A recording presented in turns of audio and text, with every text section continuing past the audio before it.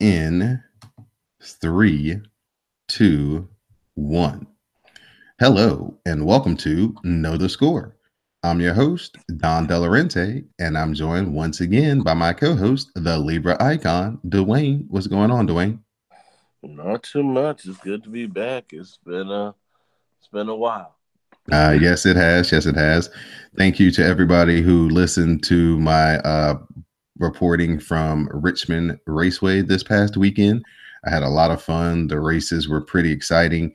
Got a pretty cool one-on-one interview with Ross Chastain, up and coming Xfinity driver. So you guys should check that out. Got some really cool post-race comments from Dale Jr. as well. And if you're a NASCAR fan and you are on our Patreon page, be looking out for the videos to correspond with those podcasts as well, coming out very, very soon. So thank you for everybody who showed support to the Patreon and Know the Score. You can find Know the Score on CSPN.us. So, Dwayne, we'll get into it.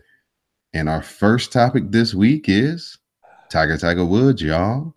Tiger Woods, he won the PGA Tour Championship for his first PGA tournament win in 5 years.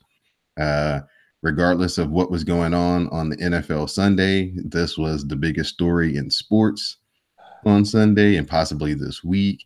Tiger Woods, basically, redemption story all the way back from 5 years ago, when his wife on Thanksgiving night did whatever she did to him and he ran into a ditch to his back, giving out to him having that awful video of him being strung, just high on those pain pills and drinking. I mean, there's been a lot of stuff going on for Tiger in these past 5 years, but for him to come back this year, go through the whole tour relatively healthy, and culminate with a win in the final tournament of the season, it's really a feel good story and a redemption story in a way. Right, and it's been a good 4 or 5 years since we've seen Tiger in the winner circle, and the crowds that followed his victory was pretty amazing, especially on a big stage like the Tour Championship, and just a lot of perseverance, a lot of injuries that he went through, a lot of personal demons that he went through, and it's just good to see that he got everything together. He paid his dues in a sense, and stuck to what he believed in himself, believed in his game, and it finally came to him. Everything came together, and you know, I won't say classic Tiger, but I think there's going to be a new Tiger that is ready to take over once again. Yeah, that Saturday, the round he played on Saturday, that was classic Tiger. That looked like the old Tiger we were used to. He was, he came out on fire to start out the day. And then, he managed himself around a few errant shots and then took the lead into Sunday. And we all know his track record when he has the 54 hole lead, he's pretty much undefeated. I think he's only been caught like one time from behind. So, just again, great to see Tiger Woods back in the winner's circle. Great to see the emotion from him. For so long he's just been so robotic and kind of didn't let anybody in. But to see that emotion and to see him kind of let us in to his inner world there for just a brief second was awesome, and I think that endured a lot of people to him as well. Absolutely, absolutely, and I was actually one of those because we just seen Tiger look like a machine over the years, and to see the human element of the whole situation, and me myself, I understand a good redemption story. I've had we've all had some kind of personal redemption, so being able to relate to that and seeing that athletes like that, superstars like that, they're at the end of the day, they're still human beings, and it's okay to show that emotion. So I think that was pretty awesome, especially in the sport that, for me personally doesn't generate a lot of interest, but uh and for some people that, the casual golf fan or a person who's not a fan of golf at all, everybody knows Tiger Woods is one of the biggest stars in the game, and that just really, like you said, on an NFL Sunday, for that to take over is pretty huge. Right, right. So Tiger ends up finishing second in the FedEx Cup, which is basically like the PGA kind of playoffs. He finished second to Justin Rose. So Justin Rose was the PGA, the FedEx champion for this year, but Tiger finished second. And like I said, just a remarkable bounce back from Tiger, and hopefully that springboards him into 2019, and maybe he can get another major on the mantle next year between the four. Hopefully he can win the Masters again. That would be awesome to see him conquer the Masters, since they've kind of done everything they can to make the course un-Tiger friendly. So for him to get another Masters, I think at this late stage in his career would really be cool. But looking forward to great things from Tiger going forward. He knows that he can win again. So I know the confidence will be at an all-time high at the beginning of next season. Hopefully his health holds up, and he can get through next season as healthy as he did this year. Absolutely. So we'll shift it over to some NBA talk as we're getting close to training camp starting. We had media days around the league. So, of course, Yes. had a lot of talking points. LeBron faced the media, Rondo, Anthony Davis made some news because he fired his agent. And it looks like he's setting himself up to, make an escape out of New Orleans in his free agency year of 2020. But the biggest news that's been circulating around the NBA for the past week to 10 days is this Jimmy Butler story. It's starting to pick up steam, as it looks like the front office at the Timberwolves are kind of at an impasse, where the coach is also the president of basketball operations. So he doesn't want to do anything that would jeopardize his team being able to make the playoffs and make a run this year. And he knows that Tom Thibodeau, that is, knows that he needs Jimmy Butler on his team. But the GM is understanding that, hey, the mix is not good. The chemistry is not good. We need to try to go ahead and get this disgruntled guy out of here if we can. So Jimmy Butler has stated that the Miami Heat is his desired destination to be traded. Do you think that the Heat should give up whatever assets that the Timberwolves desire to get Jimmy Butler? Or do you think that this is a deal where they might want to just kind of stay pat and kind of let it play out a little bit longer, and they may not have to give up as much the closer we get to the season?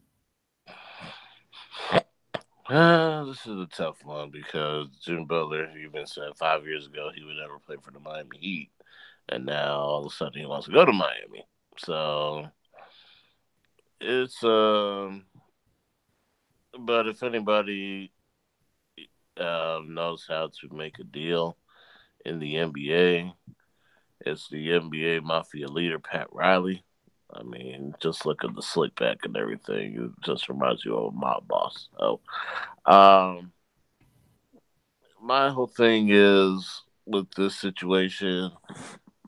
Uh, I think that if they give up a lot of assets now, it'll be advantage Minnesota. Um, I think if they gave up, a lot of people saying, putting Hassan Whiteside's name up in the mix, and Hassan Whiteside hasn't really done much in the last couple of years for the Uh, Heat. he did the one thing we all fear, that once he got paid, he would kind of regress. I And call that the Carlos Boozer effect. Yes, this is the Carlos Boozer effect. Does not play well until the contract year, then he balls out. Yes, so um, and so my whole thing is, I'll if I'm Pat Riley, I would stand pat and wait till we we see how it plays out. If Jimmy Butler doesn't want to report, he doesn't report, and we'll see how it goes from there. I know Tibbs would rather keep Butler there because he knows Jimmy Butler, he knows his game and everything, but that whole chemistry dynamic with Butler, Towns, Wiggins, it didn't work.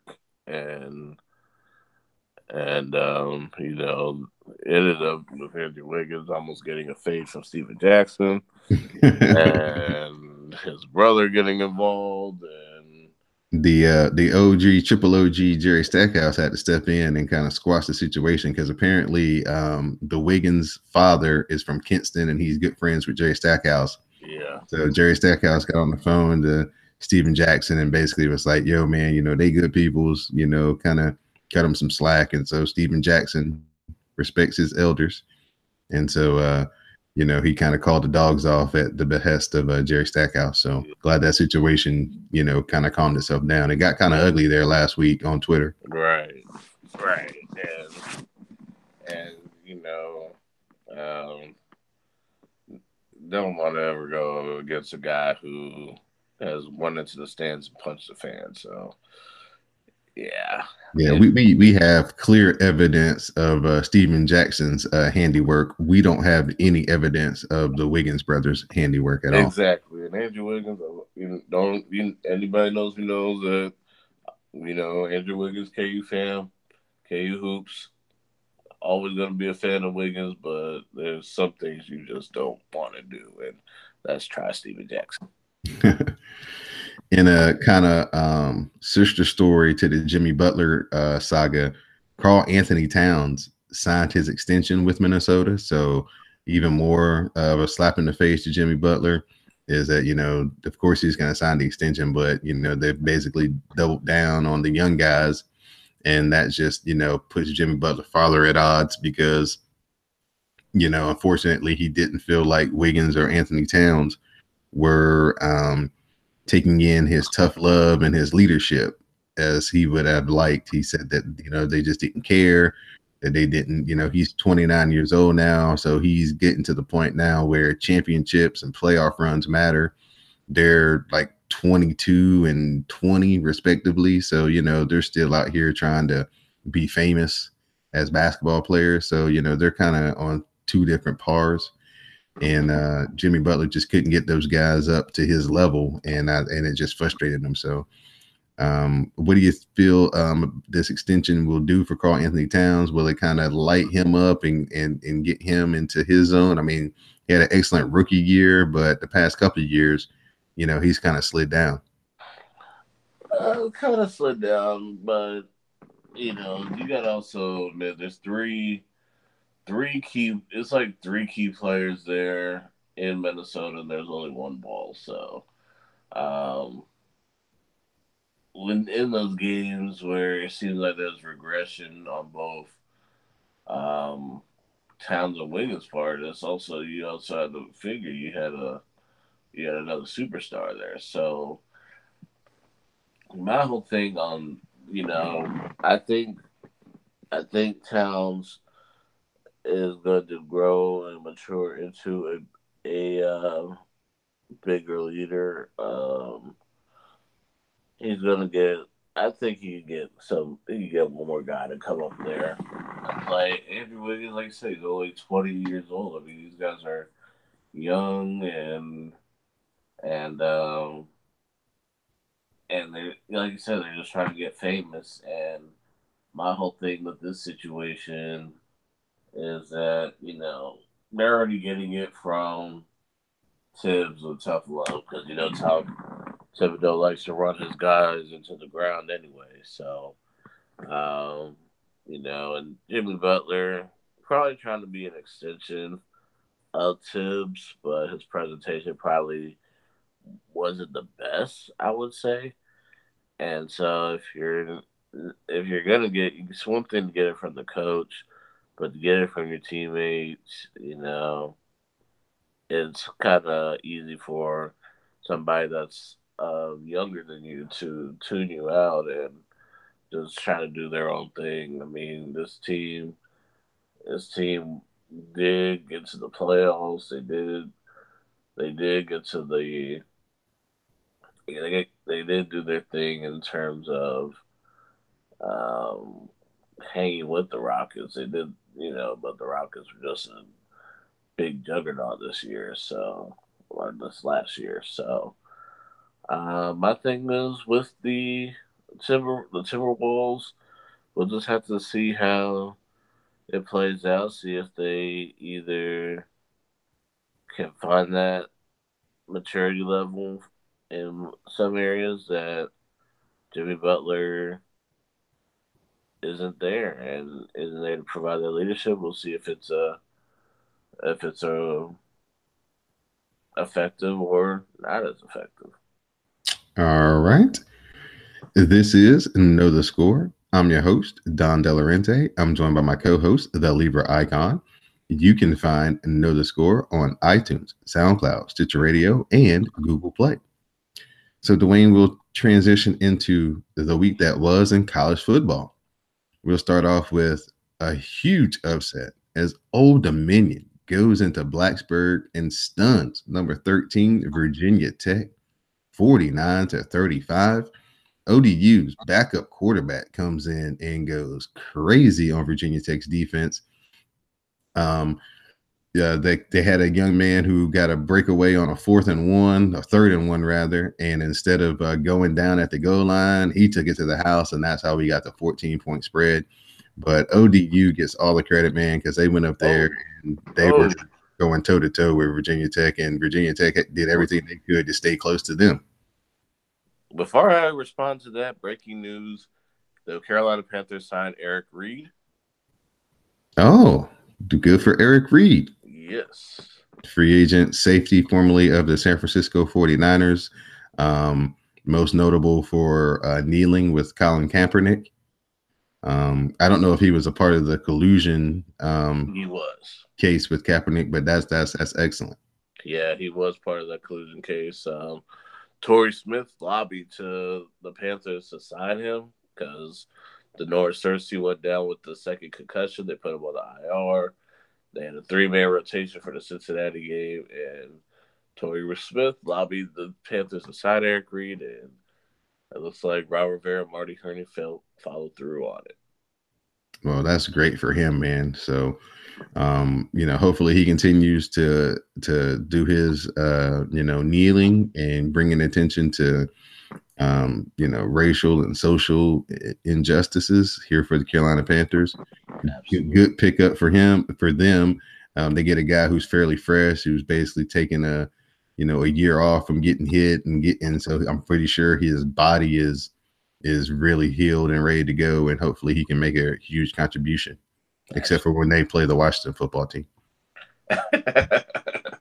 Well, I feel the opposite, but that's okay though. But back to the ODU epic upset. Like, this was not something I was anticipating, and I was blown away by the fact not only did Virginia Tech, 13th ranked team in the country, um, they were looking very, very sharp through the first few games of the season, and you would think hitting a brick wall would have been against a tougher opponent like a Duke or a Boston College or something of that sort. But I was not expecting ODU.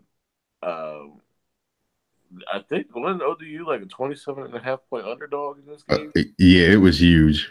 And ODU, I mean, if you ever look at the ESPN bottom 10, ODU's a mainstay there. So for that to happen was pretty amazing.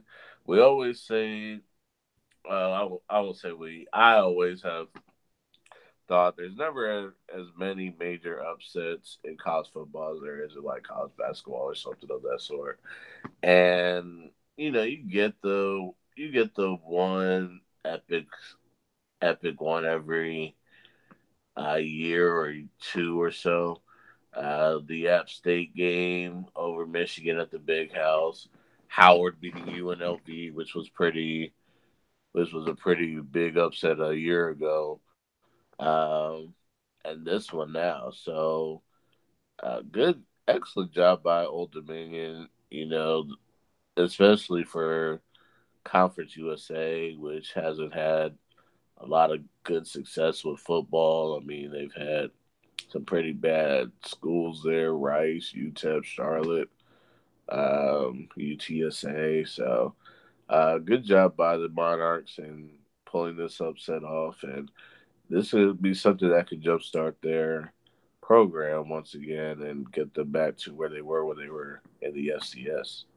Yeah, so definitely congratulations to those kids at ODU. They definitely earned it. It wasn't a fluke victory. It wasn't Virginia Tech out here giving them the game. Those kids went out there and they took it.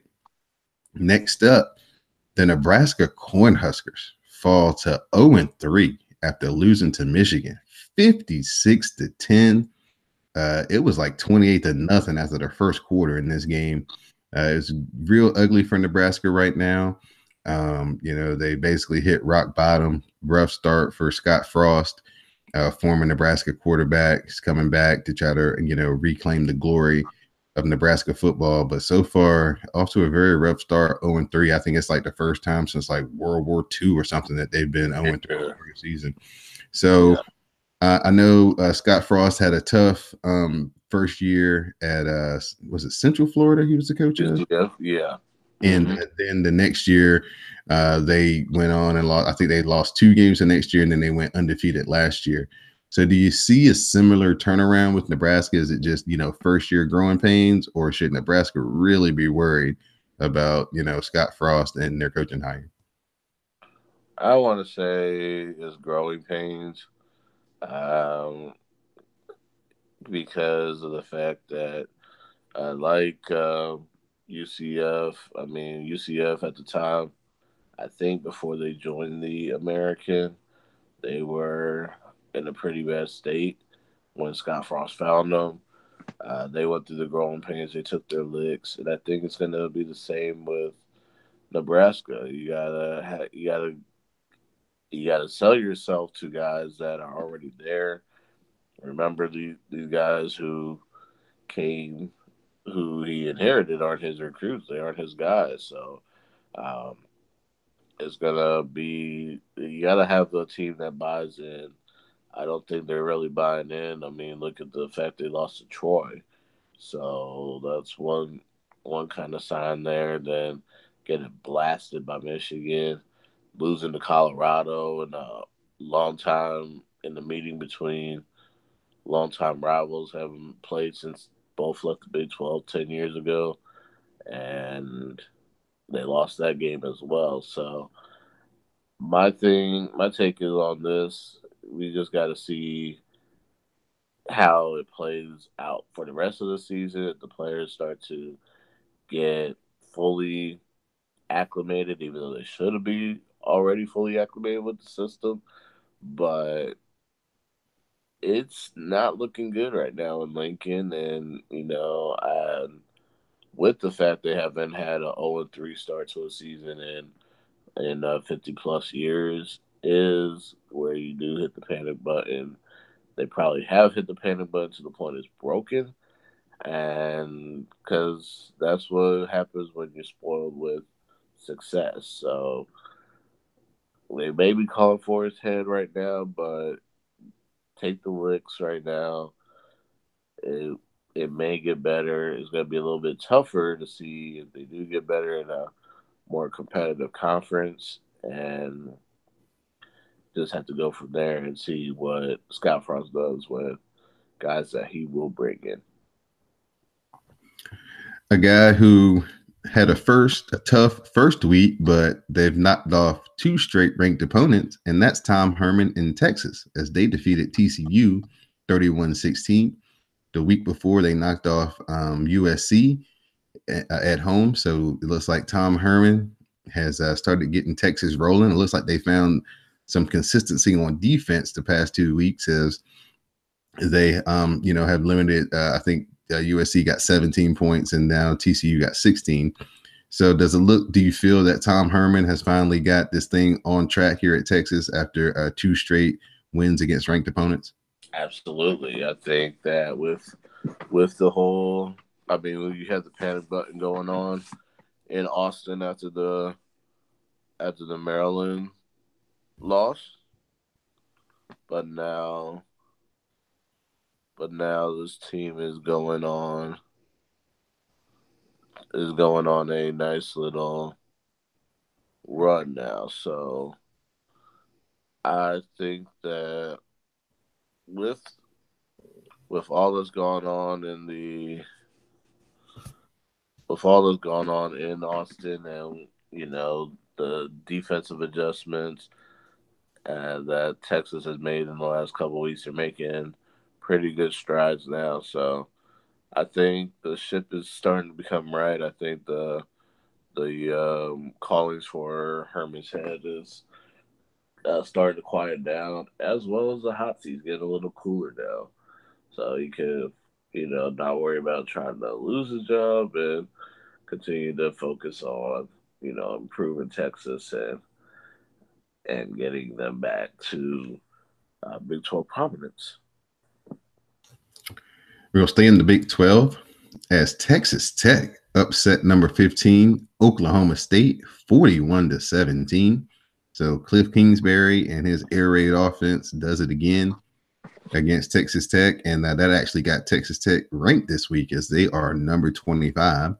So good job for them. Cliff Kingsbury continues to be a great coach, at least offensively. He had Baker Mayfield, moved on from him, had Mahomes, never missed a beat. He's got a new quarterback this year. They're still putting up crazy numbers. So just talk about Cliff Kingsbury and his wizardry at Texas Tech. I mean, it seems like it doesn't matter who the quarterback is. They can score 40 coming off the bus. So yeah, this was another coach who had a very hot seat coming in. Even though that's his alma mater, and this is what he knows is the air raid offense. But to go into Stillwater and take out Oklahoma State the way they did is a very signature win for the Red Raiders. And this is a good win for Cliff. This is a good win for the program. And this is going to, get Texas Tech in that highly competitive recruiting race down in that big state. So what they're doing down there is pretty awesome, especially with the fact that major conference haven't been playing all that great. And now we got these two teams. You got think about TCU, Texas Tech, Oklahoma State, Oklahoma. I'm missing somebody. Did you say Texas? Texas, yes, thank you. This could be a very interesting Big 12 race. You can't forget about West Virginia out there too. So, and Kansas State to an extent. So, pretty much anybody in the Big 12. I won't even say, even though they're improving right now, but they're nowhere ready to take over the Big 12 Kansas football. But a lot of improvement overall in this conference. I mean, even Kansas, they stopped that 46-game road loser streak. And they won. They even won 2 in a row. They're 2-2 right now. When's the last time you heard Kansas football winning 2 games and being at 500 and at this point of the season? So overall, the Big 12 is looking very, very good football wise. I still wish they would have divisions again, but and 12 teams so they could be the Big 12 again. But that's another story for another day. And our final bit of news around college football, coming down the wire yesterday, former Clemson quarterback now Kelly Bryant will transfer from Clemson after losing his starting quarterback job to freshman Trevor Lawrence.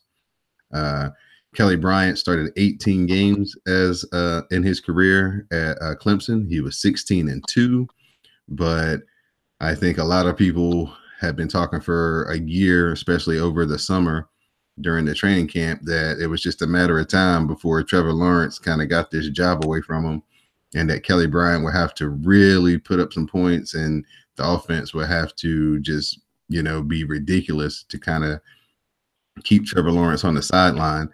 And of course, through these games where they get leads and stuff, they were running in both quarterbacks, and just the eye test was the offense looked better with Trevor Lawrence at the quarterback. And so Dabo Swinney, made the decision for good. Kelly Bryant, of course, was not happy with the decision, and now he's decided to take his talents elsewhere. So I'm going to ask you two questions. How does this affect Clemson's chances of winning the national championship going forward? They're going to go from a senior quarterback to now a highly talented freshman quarterback. So answer that one first. Well, because Clemson has a stout defense, I think that's going to help Trevor Lawrence. But I think that he can get the offense continuing to click, and he'll have a lot of time to do it. So, moving forward, I don't think this will affect Clemson in terms of their perch on the ACC as a whole. There's really nobody out there that's going to knock them off in the ACC. As for the national stage, I think what Dabo was trying to do is he saw what was going on in Tuscaloosa and try to emulate what's going on in Tuscaloosa, except for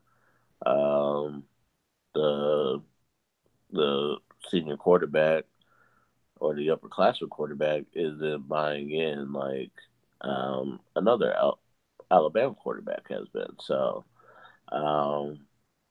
that's going to be where I leave it at that. I think just the whole buy-in and emulating what's going on the national stage, because a lot of schools are going to the two quarterback thing, and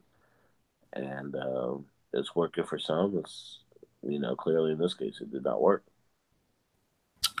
My second question to you is, I know it's a vast, vast landscape out there, but where do you see a guy like Kelly Bryant eventually landing? Do you think it'll be another Division I school, or do you think he'll go down to FBS or FCS, excuse me, Division I AA, or do you think he'll go to another Power 5 school? Well, he could still redshirt. So if he redshirts now, thanks to that new NCAA rule, if he goes ahead and redshirts, he can go to an FBS school, a power school, and sit out a year and then play next year, and even get a master's out the tilt. So there's that possibility. There's also if he does go down to FCS, it'll probably be one of the power schools in the FCS. Probably like a James Madison or something of that sort. Probably somewhere in that Carolinas and Virginia region. Furman and Wofford. Wofford would be a good option there. It's not that far from Clemson and Spartanburg, so there's that option there. And if he goes to like a Power 5 school, it's going to be a school that's going to need a quarterback. So, and there's plenty in the region that could use a quarterback, and just have to see maybe an Auburn or something. I could see maybe him taking over Auburn for a year. Okay, that would be interesting to put him in the Gus Malzahn offense, because he would be the best pure passer Gus Malzahn's had since he's been the coach at Auburn. He's had a lot of running quarterbacks, but not really a great passer. So that would kind of add a good element to Auburn's offense if that was to happen. But we'll definitely keep an eye on the Kelly Bryant situation going forward. We're going to run through this week's top 25 matchups. This game should be really fun, as we're going to have number 12 West Virginia face off against number 25 Texas Tech. So basically the air raid versus the air raid. 7-on-7. This is going to be Big 12-esque, probably 48-41. Whoever has the ball last has the best chance to win. Yes. The marquee matchup for this weekend that everybody's going to be talking about, number 4, Ohio State travels up to number 9, Penn State. Last year, this was probably the game of the year in most people's regard, as they played that epic that Ohio State came back to win. Basically knocked Penn State out of the playoffs and kind of derailed their whole season. They never recovered after that game last year. This will be the second game that Urban Meyer will be on the sideline for. This is going to be a difficult one for Ohio State because Penn State's quarterback and receivers are lights out. And Whitfield, the quarterback for Ohio State, this will be the toughest defense that he's played against, and it'll be on the road. So he's passed every test so far. So we'll see how he does on Saturday. 100,000. I'm sure it's going to be a whiteout in Happy Valley. Yeah, so that game is going to be definitely the game of the day on the national stage. Probably the second highest profile game of the weekend is going to be number 7, Stanford. They're traveling up to South Bend to face off with number 8, Notre Dame. Both of these teams are 4-0. Bryce Love is going to be in a showcase against Notre Dame. Notre Dame's defense has actually shown out to be really good this year. Brian Kelly's, generating enough points on offense after having to go to his backup quarterback after the first game. So we've seen Notre Dame have these hot starts before. Is it time to really believe in them, or is this the kind of game where after that Stanford game, it'll be really time to buy in? Oh, boy. That's a good question. So, my take on that would be that people, if anybody truly knows me, they know how I feel about Notre Dame. I'm not the biggest Notre Dame fan, but they are 4-0 for a reason. I thought they were going to lose to Vanderbilt, and they almost did. And so, and I watched the Stanford game. I watched the Stanford and Oregon game last week, and I was actually impressed by the fact that Stanford, and I think as historically intimidating as Notre Dame Stadium is with the touchdown Jesus and everything, the Autzen Zoo was pretty crazy. It had a pretty crazy environment, and Stanford survived it. So I think that Bryce Love and company, they've already been battle tested, and I think they can go to South Bend and pull off the win and derail Notre Dame's college football playoff hopes right there. All right. We've got 2 more key matchups out west as we have number 20, BYU, traveling up to number 11, Washington. Washington, after a tough loss to Auburn in the the kickoff classic, they've rebounded for 3 wins in a row. They're just outside the top 10, and they still got a great shot to represent the Pac-12 in the playoff this year. BYU, scrappy bunch, can put up a lot of points on offense. So it'll be interesting to see if Washington's defense can kind of keep BYU's offense in check.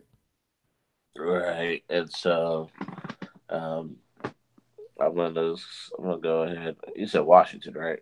Yes, sir. Yeah. So I think Washington wins. One thing that I did like as well from them was the fact that they bend but they don't break on defense, and I think we saw that a lot in the Arizona State game. Like they give up yards, but they don't give up points that much. So I think that they can pull off I think BYU, as good as they are, they did go to Wisconsin, and they did get the upset win. I think they'll be competitive with Washington, but I think Washington escapes.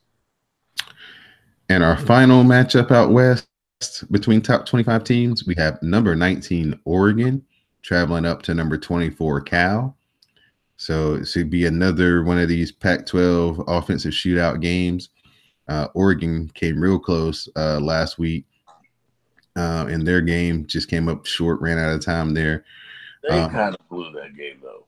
Yeah, yeah, they had a lot of opportunities to put it away, but they just couldn't for various reasons. I haven't seen Cal play at all this year, so I don't really know much about them. I'm going to try to watch that game so I can get more information about California. But is there anything that you can add about Cal for me? Not really. I think Cal's a mystery to me as well. And so one thing that I think about like a team that's a mystery, you never know what you're gonna get from them. I think the fact that teams that are sleepers like this, you just don't. You get to kind of see that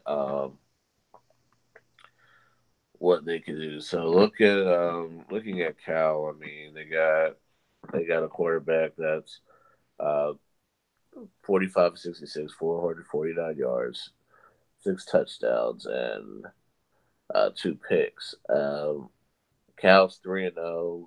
I think that I haven't seen him beat anybody per se, but I mean 3-0, you're 3-0. Oh, here they go. They beat UNC, they beat BYU and Idaho State. So not really a impressive resume. I mean, the BYU win on the road is probably the biggest win, especially since BYU beat Wisconsin. So that does help them out a lot. But this is going to be the biggest test Cal's had all year, especially until they play Washington and the rivalry game against Stanford and even Colorado, who's 3-0 right now too. So we'll just have to see. This is their first conference game of the year, so we'll just have to watch out and see what happens. This episode of Know the Score is being brought to you by Amazon.com. Head over to www.cspn.us. Click on the tab that says Keep Our Podcast Free. Once you click on that tab, the very first link will take you to Amazon. Do your shopping like you normally would. It's getting time for cool Halloween costumes, also early Christmas shopping. So help out CSPN and Know the Score by going over to Amazon, making some purchases, and some of your purchase will come back here to the CSPN to keep Know the Score free each and every week. Amazon through CSPN.us. Do it today. Dwayne will get into the National Football League. And on Thursday Night Football, Baker Mayfield comes in off the bench. He erases a 14-0 deficit and leads the Browns past the Jets 21-17. And the Cleveland Browns have won their first game in like 630 something days. 635. Dilly, Bud Light all around for the whole city of Cleveland. I don't think anybody went to work on Friday because they were all hungover from cases and cases of Bud Light. The Baker effect. But good for Cleveland. Probably the best feel-good story of the NFL. Early season was watching those fans after being so close for the first 2 weeks of the season finally get off the snide. And they got a chance to see their number one pick and hopefully their future Baker Mayfield come in off the bench and rally them from a deficit. The Jets started out that game very well, but like it tends to be most times when you prepare for the starter all week, especially a short week like a Thursday game, and then all of a sudden the backup has to be pressed into action, things tend to turn around, and that's exactly what happened. So I thought Baker Mayfield played well. He didn't make any big mistakes. They leaned on the running game when they had to. He made some tight throws when he had to keep drives alive. And, I think the future is very bright for Baker. Just your thoughts on Baker Mayfield and Cleveland as a whole, finally getting their first win in almost 2.5 years. The Baker effect. That's all I'm going to say. I mean, look, at first I was surprised when they picked Baker Mayfield number one, but I knew why, because I mean Baker just has the tools, he has the leadership, he has the confidence, and you hate for him to come in.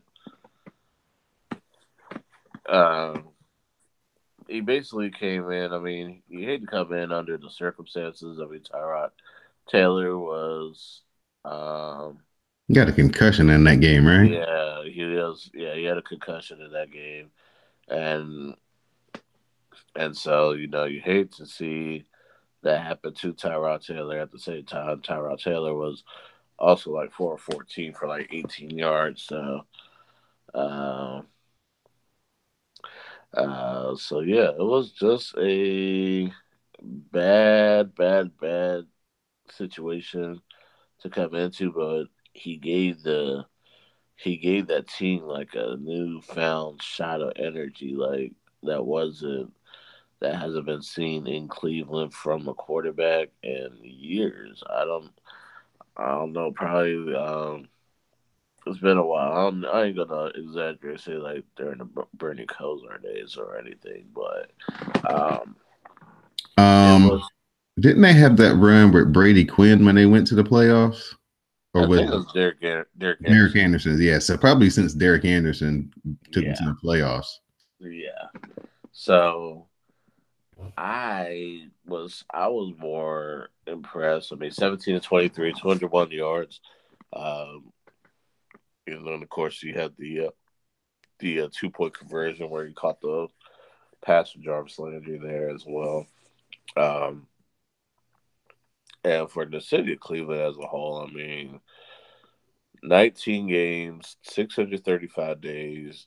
You literally were field goals and extra points away from literally being 3-0. Mm-hmm. Um, and so it was just one of those things. I mean, you kind of, and the defense was just all over the place, harassing Sam Darnold, and and they forced him into 4 picks in that game. One of those picks was just horrendous. I mean, the guy, he was going down. Instead of just going down, taking the sack, just trying to flame the ball, and it ended up being an interception. But it really made me look good in fantasy picking the Browns defense. So That's what I call like Jameis Winston. yeah, so yeah, it was a very good showing for Baker, very good showing for the Browns. Of course, Hugh Jackson said he would evaluate the situation, but you gotta start Baker Mayfield this coming week. You can't. I mean, even if Tyrod somehow gets healthy and clears the concussion protocol, you gotta get Baker. You gotta get Baker the ball going forward until something happens. Some other highlights from week 4 or week 3, rather. Excuse me. We're coming up on week 4. The Bills, they went up to Minnesota and destroyed the Vikings, and nobody saw this coming. Nobody. 27-6. And Josh Allen's second start as a starter. The defense harassed Kirk Cousins. I think he had like 3 fumbles. They created some short fields for Buffalo's offense, and Buffalo's offense took advantage of those short fields. Josh Allen didn't throw the ball very far in the air, but he had a lot of completions for a pretty good percentage. And the Bills defense harassed the Vikings all day and only allowed 2 field goals. So definitely a great showing by Buffalo. Nobody saw that coming, so maybe this will be the start of turning their season around. The Lions on Sunday Night Football defeated the Patriots 26-10. Matt Patricia beat the teacher and Bill Belichick. The Lions defense played outstanding. It just put another glaring spotlight on the Patriots' lack of outside weapons as far as receivers go. Gronk was doing Gronk things, but I mean, he can only do so much. He was double, triple covered most of the game. I mean, he still got a majority of the catches for most of the yards, but definitely the Patriots have been struggling the past 2 weeks. The offense has not looked good at all. Julian Edelman is scheduled to. It's got one more week to miss, and I then think, yeah. and then he'll be back from suspension in week 5. So Josh Gordon did not play in this game. He's still out with a hamstring injury. So the jury's still out on this version of the Patriots. I mean, it seems like the past couple of seasons, they've had these kind of September issues, and everybody's like, well, is this the year where they finally fall off the cliff? And then they kind of, get themselves righted and then go on a big run. So, just your thoughts on the Lions' efforts against the Patriots, and are we starting to finally see the cracks in the armor of the New England Patriots? So it's a good question. So, I will say this about the Patriots. I got excited. We always get excited when most people always get excited when the Patriots start out slow, and then what happens? They are in a deep postseason run. It could be a little bit different this year in terms of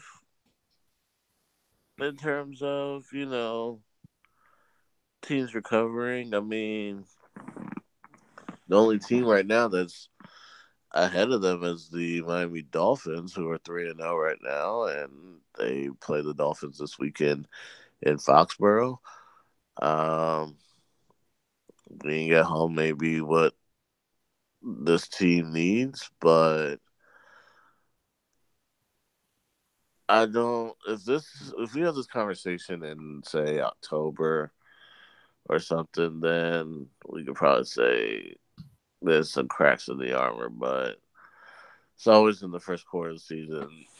We see the Patriots start off slow, and then they go on a 10 to 12 game run. So I'm just gonna sit up here and just say that, let's see what happens when Josh Gordon comes on the field, gets the hamstring fixed, because have a really, really crazy time. Secondary's gonna have a crazy time covering both Gronkowski and Gordon, and then you set up the speedsters and Philip Dorsett, and then the possession guy, Chris Hogan and Julian Edelman. So many pieces are coming back for New England. And I think Julian Edelman has one more game. One more game out. And then just go from there. Some other headlines. Jimmy Garoppolo tears his ACL in the 49ers loss versus the Chiefs. So big loss for the 49ers. They were, he was off to a kind of slow start. The Chiefs jumped out on San Francisco really fast in this game and took Jimmy Garoppolo a little bit to kind of get himself going. But he started getting himself going and unfortunately was on the sideline and kind of made a decision to stay in bounds. And then when he did that, he kind of went to cut and then he just went down on the sideline. And their worst fears confirmed the ACL.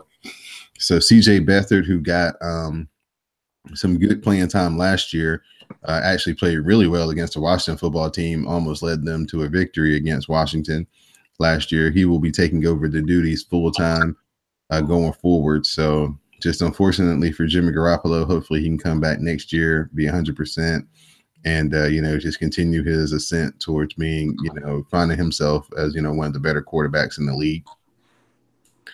We'll talk about a couple more quarterbacks. We'll talk about Pat Mahomes. Pat Mahomes threw another 3 touchdowns last week to set the mark for most TD passes in the first 3 weeks to start a career with 13. The Chiefs are just, video game, Big 12, whatever you want to call it. It's just so fun and so exciting to watch this offense. They're just jumping on top of people. Patrick Mahomes with one of the signature plays of his young career, scrambling out, almost falls down, puts his hands down, gathers himself. He's running to the right, and then all of a sudden, like a shortstop, just kind of throws a dart into the end zone for a touchdown.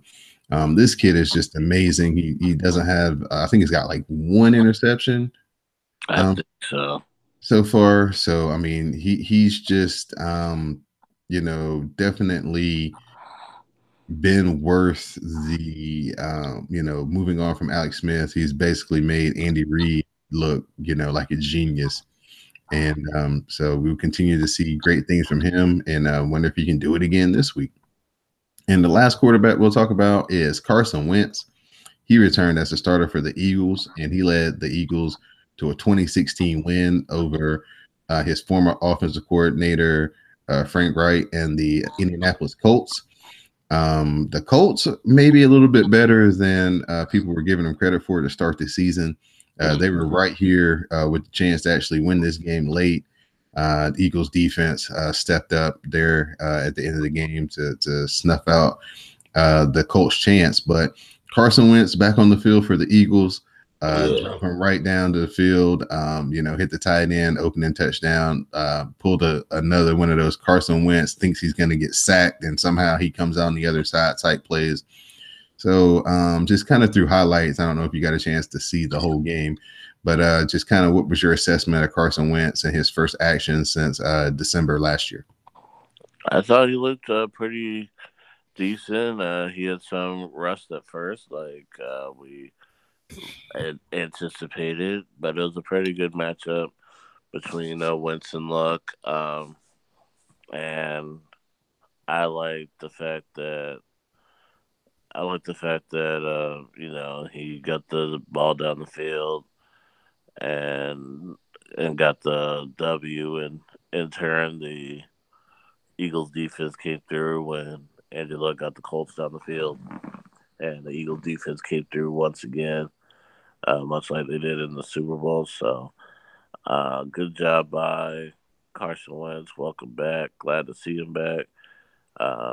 Zach Ertz's production is about to go up exponentially, and then even better for the Eagles as they get healthier. Alshon Jeffrey's supposed to be ready to go this weekend, and it's gonna be interesting to see how things go moving forward with Wentz and company. The marquee matchups for week 4, as of course, this is week 4, so buys are starting to come into play. So a lot of teams are getting this early bye week. But we start off with the Thursday night matchup between the Vikings and the Rams. This could maybe be a NFC Championship game preview, as a lot of people are very high on the Vikings and their defense. And then, the Rams have a chance to be like the 1991 Washington football team, to be the number one offense and number one defense in the same season. This is going to be definitely a good test for the offense of the Rams. This will be the toughest defensive test that they've went up against. And this will also be a great test for Kirk Cousins against the Rams defense. Marcus Peters is not going to play in this game. They've put Aqib Talib on the IR, slated to return because of his ankle. So this may be a game where Diggs and Thielen actually get some room to operate, and it may be a good night passing the ball for Kirk Cousins if the offensive line can keep those big boys, Donald and Sue, up off of them. But your thoughts on this matchup, one of the higher profile matchups that we'll get in this early part of the season?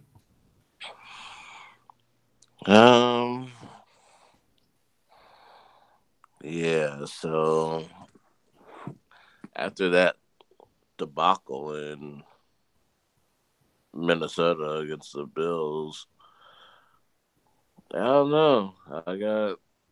This is a chance for Minnesota's receivers to flourish here, but can we trust Kirk Cousins, the god here?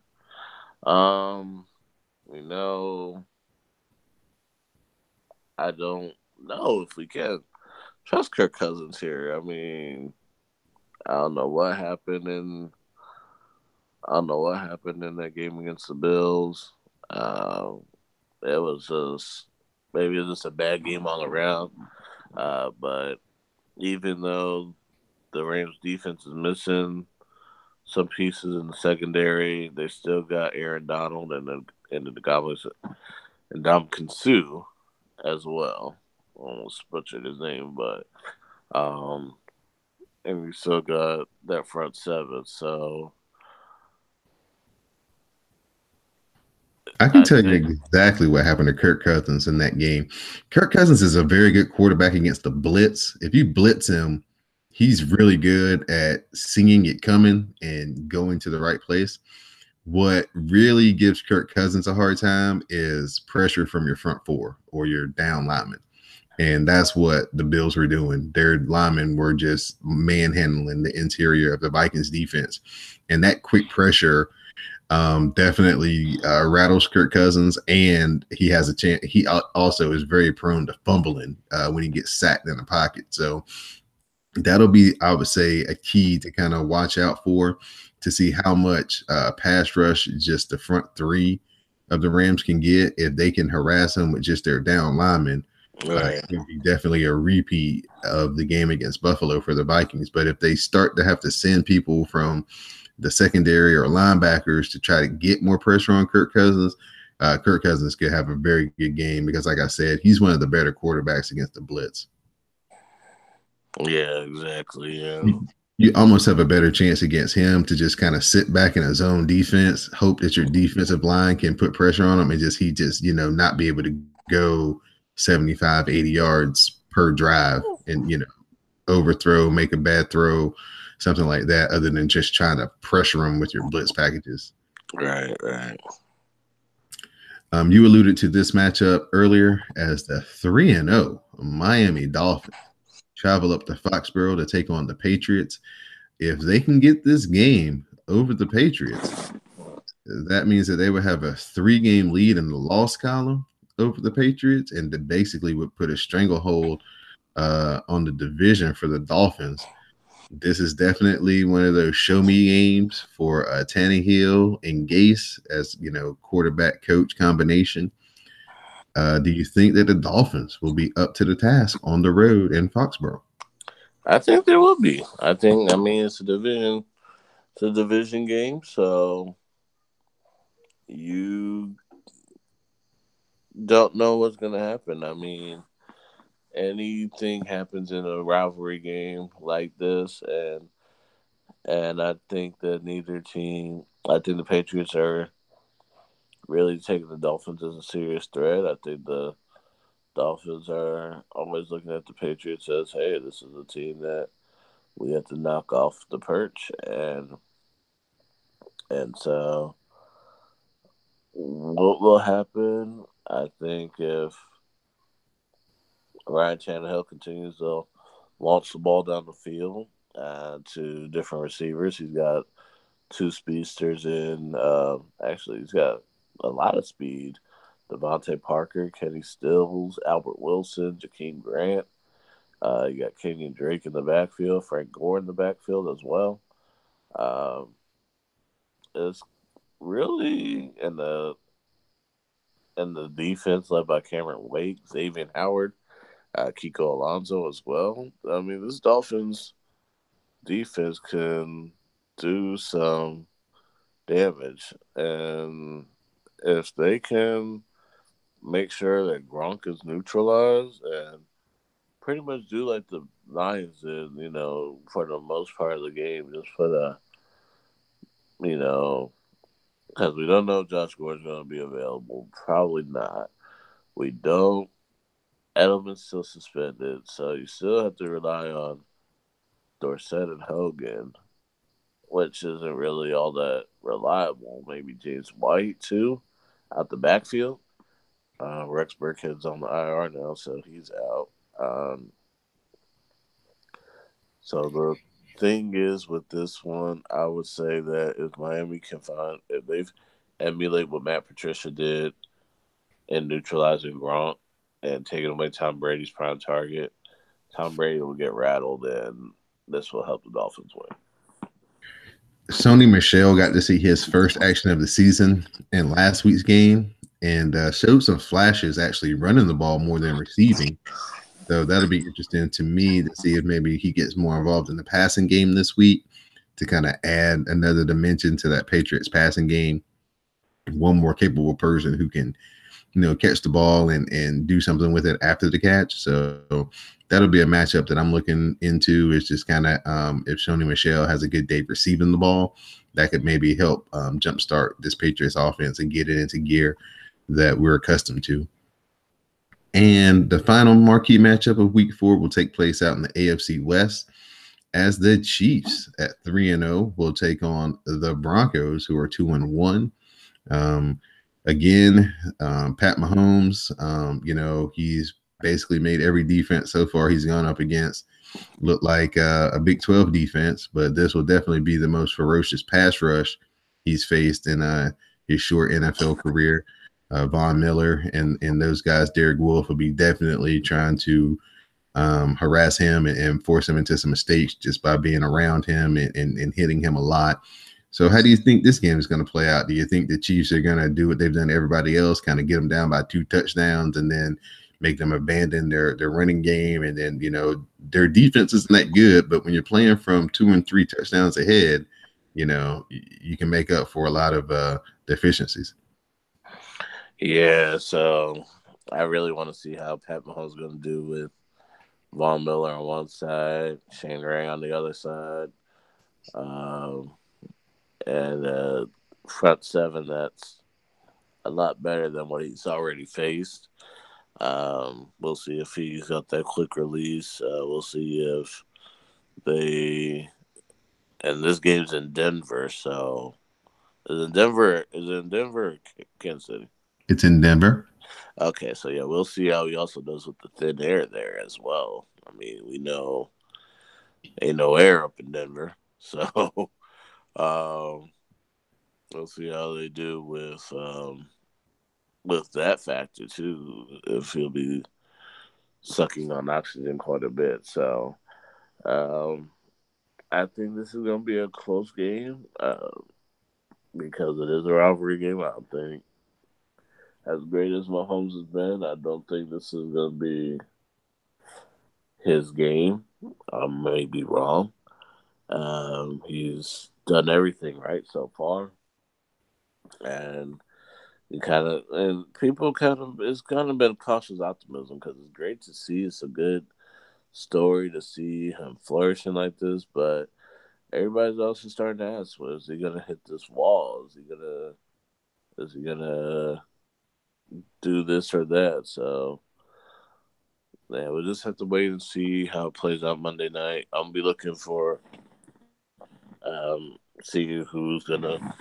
see if Kansas City's defense can handle the young running back duo in Denver of Freeman and Lindsey. If they can get that inside and outside game going on the ground, and if Philip Lindsay doesn't punch anybody, we should be in for a good treat on offense, and that'll also help out Case Keenum and getting the ball to his wide receivers and tight ends as well. Yeah, I want to just give a big shout out to Case Keenum. I mean, he's actually played a lot better for Denver than I was anticipating he would going into the season. He's really, rejuvenated Demaryius Thomas and Emmanuel Sanders. I mean, they look like 2 new players with him as a quarterback this year compared to, Brock Osweiler, Paxton Lynch, and Trevor Siemian, that they've been kind of trotting out there the past couple of years.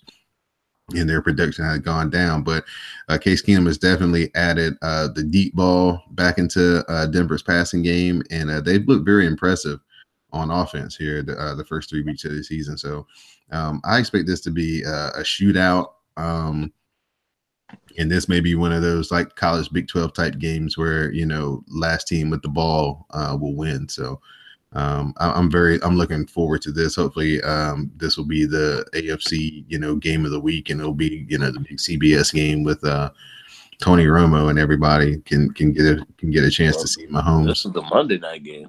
Oh, this is Monday night, so even better. Yeah. So Patrick Mahomes will definitely get a chance to showcase his talent so the country can see it. So yeah, that should produce pretty nice ratings and should get a pretty good viewership. So absolutely. Well, Dwayne, at this point, man, I'll open it up to you so you can give your thank yous and shout outs for this week. Oh man, it's good to be back on here. Great job doing the Richmond podcast, dog.